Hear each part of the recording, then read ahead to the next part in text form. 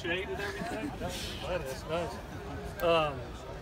Great to be back on this field as we get ready to prepare for another season, and just a couple initial takeaways. One was just the overall depth. Just to feel the numbers out here, one, it means you're incredibly healthy, but two, where I felt it was especially with the big men, with the offensive line and especially interior defensive linemen. You could just feel the numbers grow there. Credit to Ivan Lewis, Russ Romano, and Dr. John Meyer for the job they did over the summer keeping us healthy. The second thing is just how fast we played today, and that's a credit to being a second year in all three phases, a system in all three phases. Just kids knowing what to do, just getting lined up and playing a lot faster from this time last year. The next thing that was evident to me was just the development from the freshmen of last year. To see a Wale and a Connor and a Jordan Iosefa, a Bob Malpave and Matt Fink, those type of guys, you could just see how they've developed and really in a place where they can contribute for us. And I was impressed with our freshmen to come out here. They've had a terrific summer, but they just came out and they kind of shut up and just worked, you know, and they came out here with a humble attitude, a really attitude that they want to show what they can do, and was really impressed by them. We've got 29 practices, and that's one in the bank right there, so 28 to go. There's a lot of work to do, but for opening day with no pads on, just from an assignment standpoint and how fast they play, I was very pleased. Injury-wise, you saw Matt Lopes out. He's got a toe dislocation. We'll probably keep him out about a week. Frank Martin just has a little tweak of a hamstring that came up. He's day-to-day.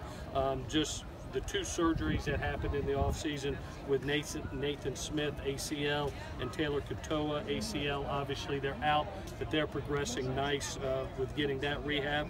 And then Jonathan Lockett right now looks like he's going to have a hip surgery that will hang him out for an extended period of time. With that, I'll take any questions that you might have. Any freshmen today that you get to see play football for the first time just jump out at you, the brand new guys?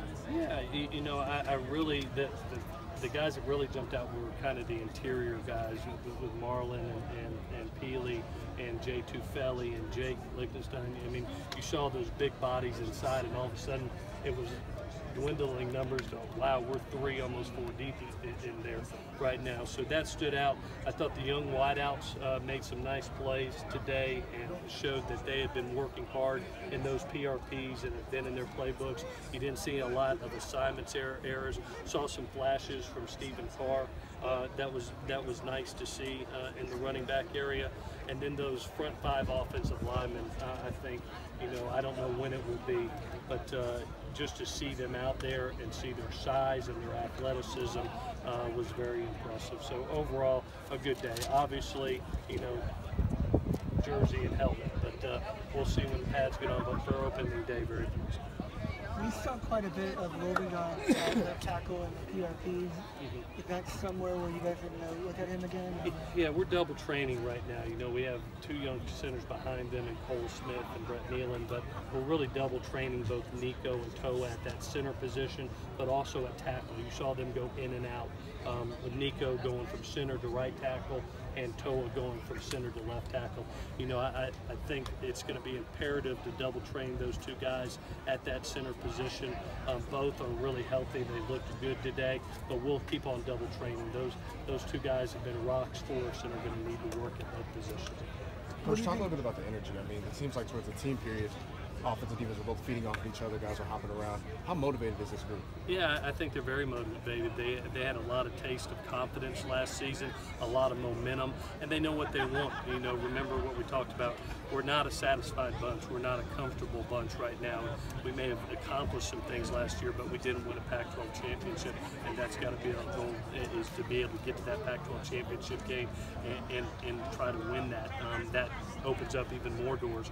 But we know we've got a lot of work to do to be able to get that done. I love their approach today.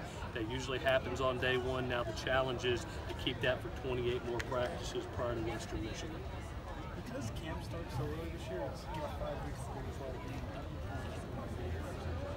Yeah, you know, the one thing that I really liked what I saw today, you saw the older guys really teaching the younger kids, and that depth in those numbers. Guess what it does to your vets? It really takes reps off them, but they have to be mentally engaged and also almost become coaches on the field, training young guys. And that's what you saw. I saw I saw Jalen Green out there coaching up a young outside receiver, and you see those tight ends. I saw Tyler and Daniel just living with Josh Follow and Eric Cromenhoek.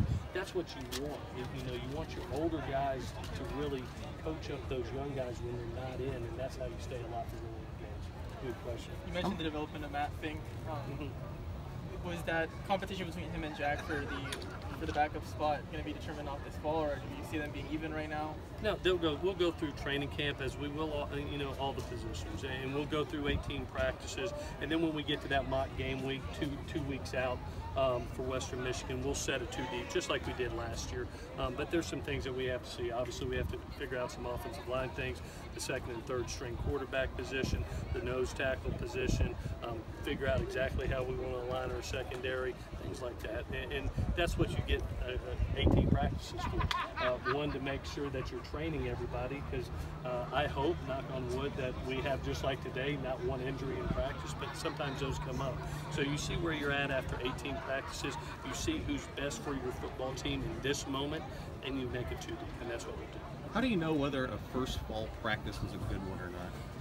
Just me not having my blood pressure up a lot, that I did feel that today. Just people getting lined up, not a lot of missed assignments, not a lot of, hey, stop here for a second. You felt how fast and fluid that practice went, and that comes a lot, again, from being second year in the system, but I credit our kids. I thought they had a great spring and even a better summer. I thought they really invested this summer in their PRPs and getting into playbooks, extra film study. This is a really mature group, and I think that all those lessons that we learned, hopefully they carry over to this season. After practice one, it looked like Clay, the dead period is August. Can you maybe inform us why the public is unable to watch the practices? Yeah, one, because of the amount of people that end up coming out.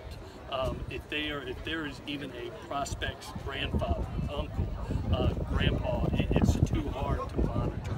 So I will always open up. I hate that it's gone to the dead period, but it is what it is. That's the rule, and we've got to be able to follow it. I never want to risk the eligibility of a student athlete in any area. So I will always open up spring. I love it. Was that awesome having the fans out there? I want it every time that we can get it, and that's why we opened up this practice. We're opening up Monday, and then we got to close things down a little bit until we get through the August period, because I just don't want to. I don't want to get us in trouble, and I don't want to risk the eligibility of any student athlete. So is this a NCAA across the country rule, or is this? Yeah, this university decides. Yeah, so each university has a dead period. That's a verbatim rule, and then as a compliance office, they're going to tell you exactly what is best for your program. Obviously, we're one of the most open programs in the country as far as media, as far as fans, as far as student athletes. I wish every day could be like today in training camp, but also I have a responsibility to protect our school and to protect the student athlete, and that's a big responsibility, so I got to do what's right. Let's do one more.